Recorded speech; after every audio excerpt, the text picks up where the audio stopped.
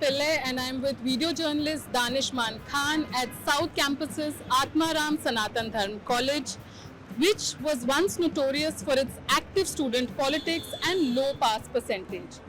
But this year, ARSD has managed to bag the 5th rank in the Ministry of Education's NIRF rankings for the best colleges in the country, leaving behind some of DU's top colleges like SRCC and LSR.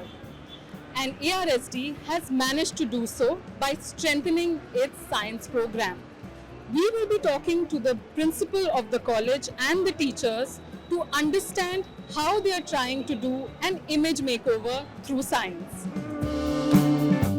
Sir, जब पहली बार ARSD ने 2017 में ranking NIRF ranking में rank 5 प्राप्त किया, तो उसमें आपको किस तरीके का रिएक्शन मिला था? क्योंकि उस टाइम पे ARSD कोई टॉप कॉलेजेस के लिस्ट में नहीं जाना जाता था, तो what is the kind of reaction that you got during the first rankings?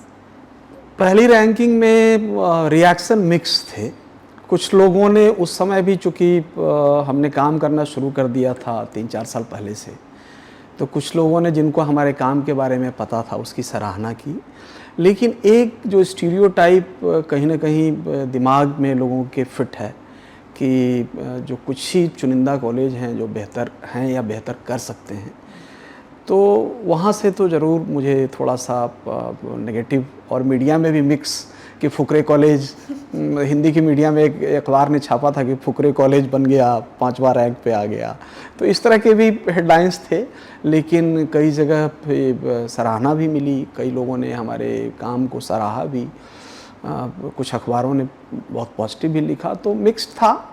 और लोगों के मन में एक अवधारणा है, एक परसेप्शन होता ही है हर कॉलेज के बारे में, तो हमारे कॉलेज के बारे में एक परसेप्शन था, उसके हिसाब से मुझे प्रतिक्रिया मिली। एक जो परसेप्शन बना हुआ था उसको शायद हम तोड़ने में कामयाब हुए हैं या हो रहे हैं। जहाँ तक बात है, जब पहली बार हमने अप्लाई किया था रैंकिंग में, तो हमारा परसेप्शन 0.24 था, और इस बार हम जब 5वीं रैंक पे हैं फिर से, तो हमारा 54.87 है। तो एक बदलाव तो आया है। रिसर्च में भी हर साल हम बेहतर कर रहे हैं, हर साल हमारा स्कोर इम्प्रूव हो रहा है, आगे भी संभावना है, लेकिन अभी बहुत कुछ किया जाना बाकी है। मैं नहीं कहता हूँ कि मैं संतुष्ट हो गया हूँ, अभी बहुत कुछ करना है और विद्यार्थियों के भले के लिए करना है। देखते हैं। सर, साइंस और इनोवेशन एक फील्ड है जहाँ पे ARSD ने बहुत अच्छा परफॉर्म किया है। इनफैक्ट पूरी कंट्री की रैंकिंग देखें तो आप लोग उस पर्टिकुलर कैटेगरी में सेकंड है, DU में आपका सबसे ज़्यादा स्कोर है इस कैटेगरी में।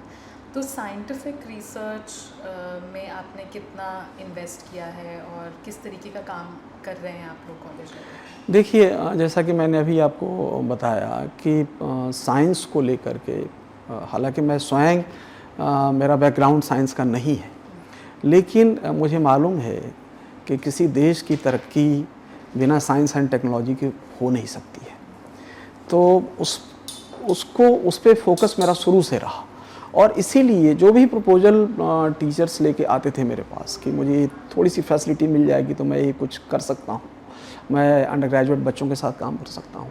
हमारे यहाँ जब, अब तो बीच में इधर समर ब्रेक कम होते हैं, लेकिन जब समर वेकेशन होता था तो हमारे यहाँ समर वेकेशन में हम अपने लैब्स में अपने स्टूडेंट्स के साथ बाहर के स्टूडेंट्स इनवाइट करके हम हम यहाँ ट्रेनिंग कराते थे। समर वेकेशन में हमारे टीचर करते थे, हमारे लैब्स में तो वो इन्वॉल्व हैं ही, छोटे छोटे प्रोजेक्ट्स में इन्वॉल्व हैं। लेकिन उसके अलावा समर इंटर्नशिप का प्रोग्राम हम चलाते हैं बाकायदा, वो फिजिक्स में भी चलता है, केमिस्ट्री में भी चलता है, मैथमेटिक्स में भी चलता है। और केवल ARSD के बच्चे ऐसा नहीं है कि कर रहे हैं, MIT से बाहर के दूसरे यूनिवर्सिटी के बच्चे, स्टूडेंट्स आकर हमारे यहाँ कर रहे हैं। तो ये अंडर ग्रेजुएट रिसर्च NEP का हिस्सा है। चौथे साल में रिसर्च एक कंपोनेंट है, अभी चौथा साल अगले साल आएगा। लेकिन आज से 10 साल पहले हमने अंडर ग्रेजुएट रिसर्च पे काम शुरू कर दिया था, और हमारे स्टूडेंट्स के स्कोपस इंडेक्स जर्नल में वो टीचर के गाइडेंस है, मेंटोर तो टीचर ही होगा, उनके पब्लिकेशन है। वो स्टूडेंट बाहर अच्छे अच्छे ऐसी बेंगलोर में हर साल हमारे यहाँ से बच्चे जाते हैं MSc और PhD के प्रोग्राम के लिए, डुअल डिग्री के लिए IITs में जाते हैं या बाहर की यूनिवर्सिटीज़ में जा रहे हैं। तो उसका वो इसीलिए ऐसा संभव हो सका क्योंकि कॉलेज से जो भी सीमित रिसोर्सेज हैं, लिमिटेड रिसोर्स और जो लिमिटेड इंफ्रास्ट्रक्चर है, उसका कैसे मैक्सिमम यूटिलाइजेशन हो सकता है, इस पे मेरा फोकस रहता है। Apart from enrolling in national and international science projects, ARSD has also started its in-house research program to promote a culture of research among students. The program encourages interdisciplinary research and raises funds to translate research into real-world solutions. We'll be speaking to some students who have got their research papers published in journals. Some of them are getting their research published in journals. So if you could just introduce yourself, what is the work that you're doing, your research, and if you could just tell us a little bit about the experiments that you're conducting here. Hi, my name is Dhruv and I'm from Physics Honors third years and I'm working on thermoelectric generators here. So basically what I'm doing is doping zinc oxide with different dopants like aluminium, iron, silver and so on to improve its conductivity. So that's what I'm doing. Could you show us a little bit about what is happening? Basically these are like magnetic stirrers. I use, like, I put the compound on here, I turn this on and the compound will stir on itself for like hours and hours on while it's heating simultaneously. This is an ultrasonicator. In this we clean our substrates. Substrates are basically on which we produce our films, and then this is our spin coater. I do spin coating here so that the layers are evenly distributed. This is basically my work here, and then this furnace in the other lab. So I place that film, that substrate in the furnace, and then it will anneal after like a day or two according to the process, different processes. Then I'm going to characterize this. So here's a whole setup of the characterization, and there are many other characterization setups here. So after that we characterize, we collect the data, we analyze it, we do different types of like SEM, FTIR and all with the help of North Campus, Delhi University. And after that I like compile my data, put it in a paper, and then obviously then go for publications. Since 2017, when the college first saw its name on the ranking list, ARSD has consistently improved its ranking. Research and innovation are their strong suit. In this category, ARSD has scored the highest among all Delhi University colleges and is only second to Chennai's Loyola College in the country. In 2014, we got the Star College scheme, and then we had the innovation projects and the Star Innovation projects, in which the money was there, in which we purchased new equipments, and stipend was given to the students.